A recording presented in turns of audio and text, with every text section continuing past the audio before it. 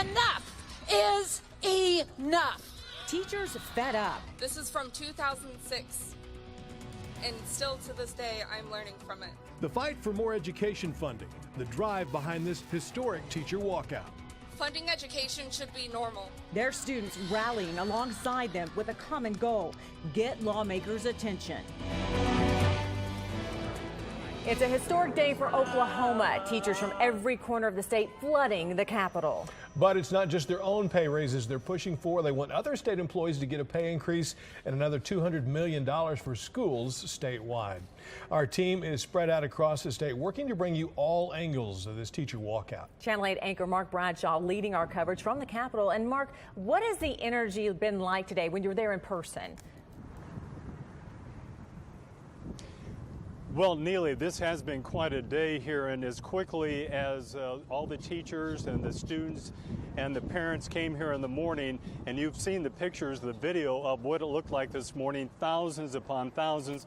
As quickly as they came, they are leaving just as quick. Bus after bus load have left here, and this is pretty much a ghost town now here.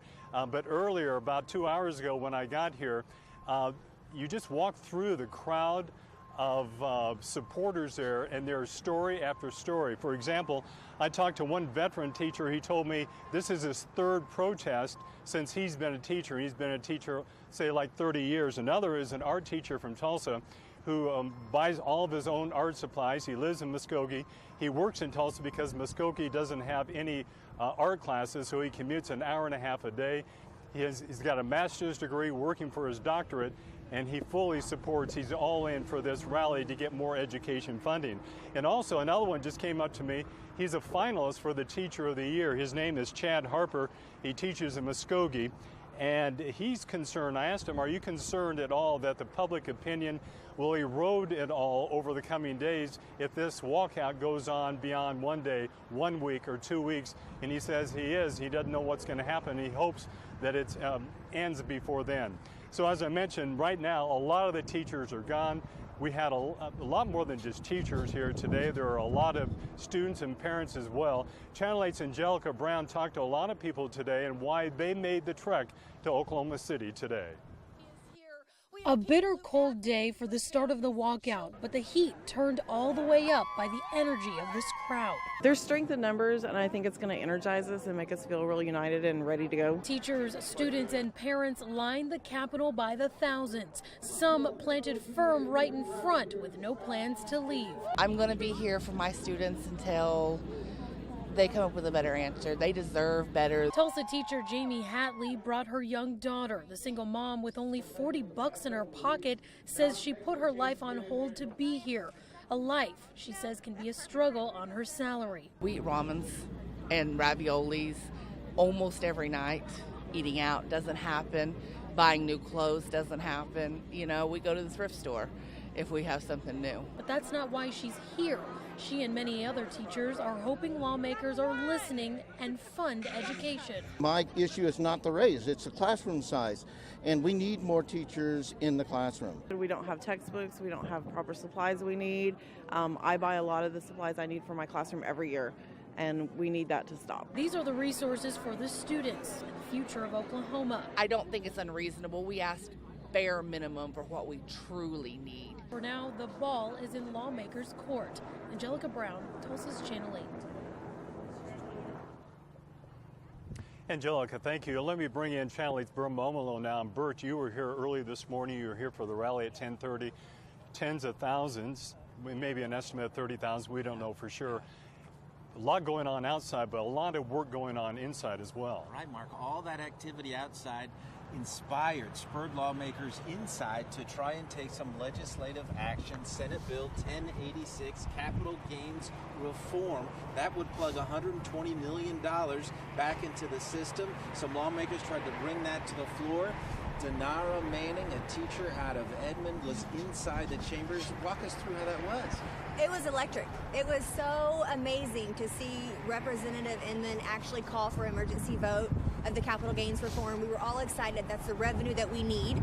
Because as you know, they passed a raise and more school funding, but now they pulled the revenue, right? So there's no way to pay for it. This was a way to pay for it. We were excited. and there wasn't enough votes to even have it brought to the floor for the House to vote on. We were all let down just as fast as we were so electrified and excited for it. And the teachers didn't hold back. Tell us some of the outbursts. There were outbursts. Unfortunately, some teachers had to be removed from, but you know what? We're passionate. We don't want to be out here. That's the thing. So yes, we are going to. They had to try to get the House floor under control a couple times.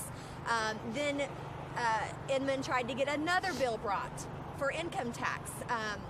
He tried to get that bill brought to the floor for us to vote on, for them to vote on. Again, they shot it down. So that's twice they could have given us revenue today, and they didn't. So we're going to be back tomorrow until they do their job. Thank you very much. Thank you. The showdown is on, Mark. It's real. It's happening right now. This isn't just for show. It's taking place inside too. A lot of work going on there. All right, thanks, Bert. I should mention we were going to talk with State Superintendent Joy Hoffmeister during this half hour. Just before we went on, I got a text from her saying, sorry, can't make it. I'm in the building behind me talking with lawmakers, hopefully trying to hammer something out there. So a lot of work, as Bert mentioned, going on behind me in the state capitol. Neely, we're going to stay here, and we'll be here later on this newscast and also at 5 and 6 tonight. Back to you. Mark, thank you. Bert, thank you as well. And Edmond High School hosting a demonstration of their own at the Capitol. Reagan Kilaki, a teacher at Edmond Memorial, hosting about 100 students in makeshift classrooms. These students in his AP Language Literature classes, Kilaki says this is a symbolic way for the students to participate in their education. After classes wrapped up, students discussed the need for education funding. With our exclusive social media tool, we're getting a closer look at the signs that people brought with them, like this one from Rachel. She wrote, standing outside the Capitol in 30-degree weather because my future students are worth it.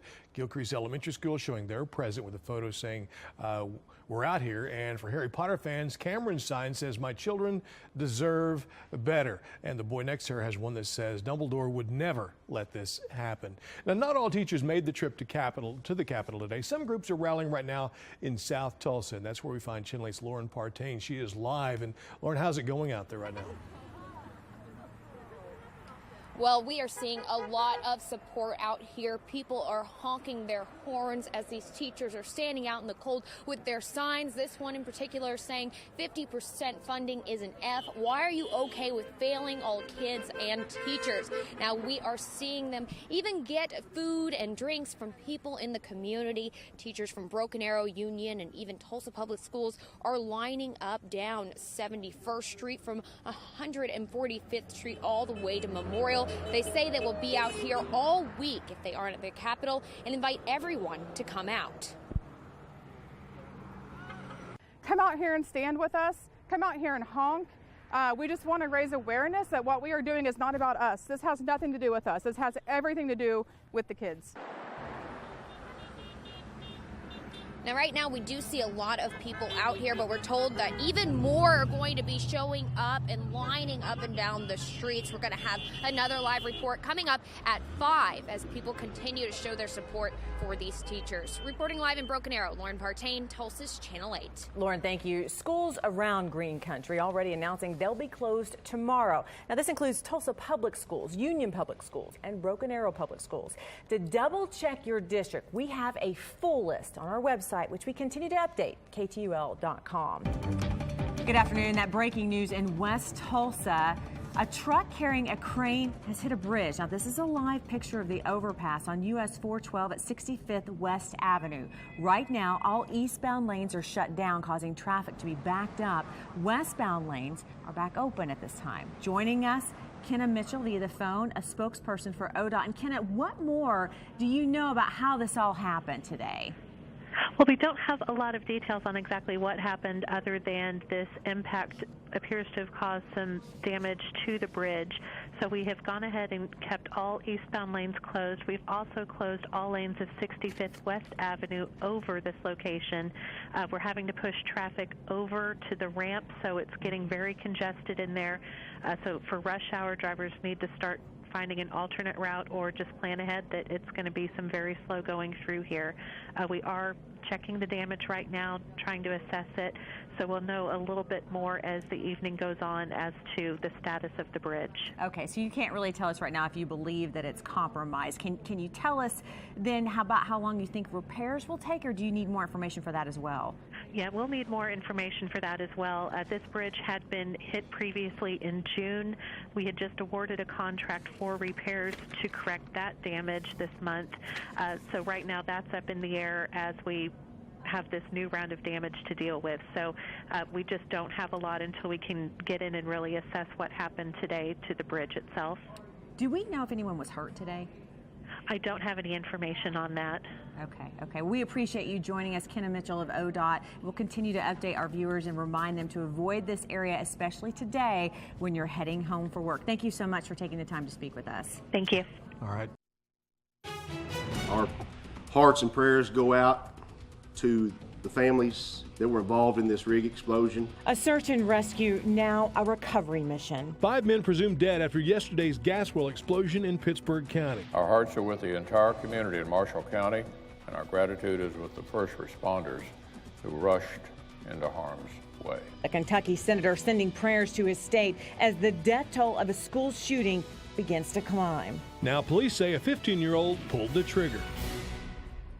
Good afternoon, everyone, and thanks for joining us. I'm Neely Jones. And I'm Keith Taylor. The recovery mission to locate the 5 workers missing after that gas well explosion in Pittsburgh County now over. Pittsburgh County officials revealing the remains of the men have been located. Channel 8's Maureen Wards joins us live near Quinton with the latest developments. Maureen?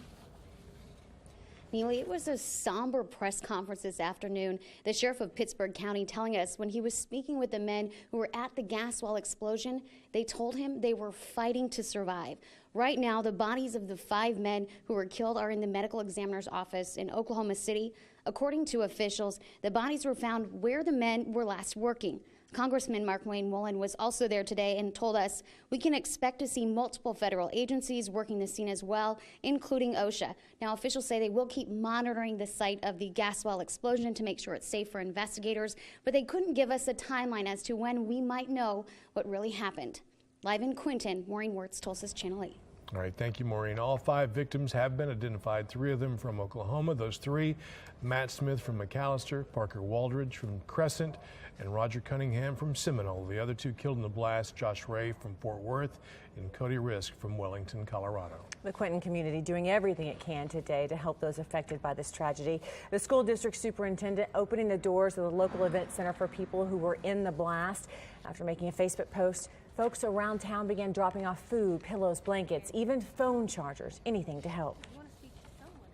I'm just so grateful and thankful to our community for stepping up and doing all of the things that they've done for these men and their families. It's a tragic time for them, and we want to do whatever we can to help them. She says they'll continue to assist any way they can. This is KTUL, Tulsa's Channel 8 News at 4.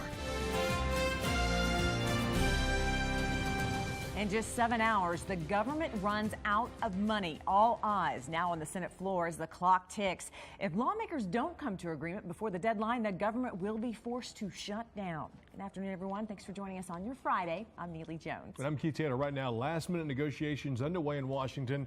We've got a live look at the Senate floor. You can see right there. Whereas Kenneth Moten explains, lawmakers of both sides playing the blame game as the battle over immigration continues. Winner of the National Edward R. Murrow Award.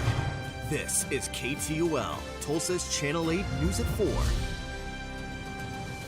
The red carpet is ready, and we're live in Nashville. Yeah, today, Tulsa Channel 8, your backstage pass to the Country Music Awards. We'll have the inside scoop on what to expect and who's favored to win the Entertainer of the Year title. In Stillwater, students and staff remembering those who lost their lives in the War on Terror. Using our exclusive social media tour, we're able to see the dog tags placed on the more than 6,900 flags, one for each American killed. Channel 8's Lauren Partain was there when volunteers helped put up the flags. She'll have their story tonight at 6. Ahead at 4, our coverage of the CMAs continues. Certainly do. We'll be joined by a very special guest, longtime country DJ, sharing with us his insight into the biggest event in country music. Well, a CMA Awards show is like a family reunion to everybody. And some Oklahoma natives among the CMA nominees and performers. Yeah, we're going to tell you who to keep an eye out for. That's ahead at 4.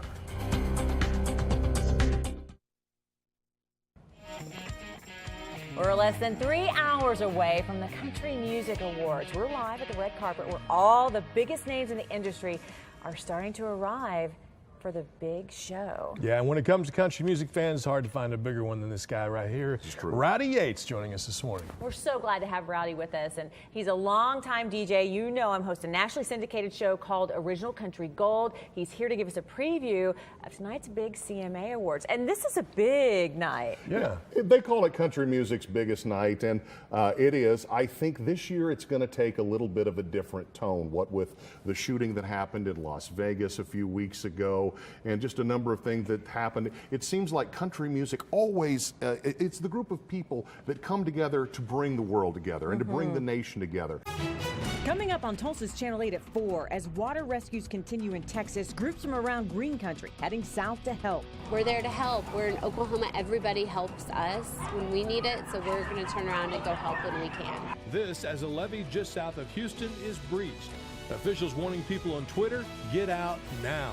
In Manchester, England, people getting ready for bed, but they're leaving behind a long and horrible day searching for missing children. We now know police believe the suicide bomber at Ariana Grande's concert, 22-year-old Salman Abedi, acted alone and died in the blast. So far, 22 people dead, including an 8-year-old girl and an 18-year-old. Plus, at least 59 people have been hurt. I would ask that people do allow us to work with the coroner and to work with those families and ensure that they are properly supported. British police still trying to establish if Abedi is tied with a wider network. Police have raided homes in the Manchester area. Just now, the Prime Minister raising the terror threat there to critical, the highest level. In light of the attack, Ariana Grande suspending the remainder of her tour. After the attack, the singer tweeted, "Broken from the bottom of my heart. I am so sorry. I don't have words." She was scheduled to perform in London on Thursday. With ISIS now claiming responsibility for this attack, the question many are now asking is this group targeting children? Channel 8's national correspondent Michelle Macaluso explains how terror groups are using kids as tools of terror.